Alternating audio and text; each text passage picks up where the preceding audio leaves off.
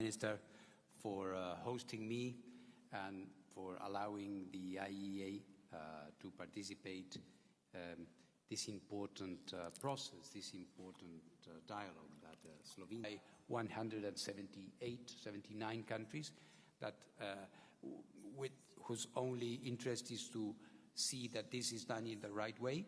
I think it can only help.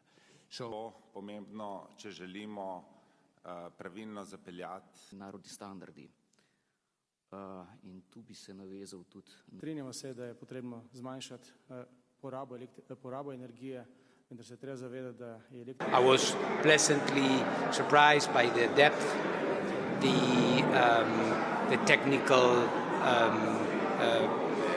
depth of the questions I had, and I tried to provide as good as I could, as well as I could, a very accurate impression of what is happening in the world. It is obvious that there is a lot of interest in nuclear in Europe and in the world, and so for me it makes eminent sense that you have this kind of discussion here in the country as well. And if you have two important, very topical issues, of course, with regards to the Middle East and with regards to Iran, I am now engaging with the new government. As you know, they have a new government, a new president, and I agreed in New York with the foreign minister that I will be visiting Tehran soon to try to re-engage with the government and to mobilize them into cooperating more closely with the agency, of course with a view, if possible, to facilitate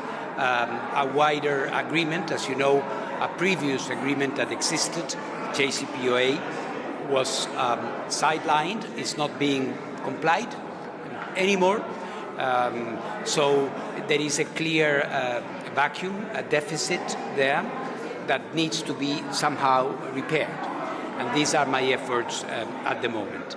In terms of the situation there, the very tense situation that we are having, it is of course my hope that there won't be any problem with regards to nuclear installations. Of course, it is not something that the IEA is responsible for. We try to provide precisely by dialogue with Iran and concrete actions that Iran has to take, the necessary confidence that there is no nuclear development in Iran that could lead to nuclear weapons there. With regards to Ukraine in Russia, we are focusing on the protection of the Zaporizhzhia Nuclear Power Plant, which is very, very fragile because it is in a combat zone, very near to where combats are taking place at the moment. We are also present at all the other reactors in Ukraine, Rivne, Nitsky, and South Ukraine. We have IAEA personnel dispatched there.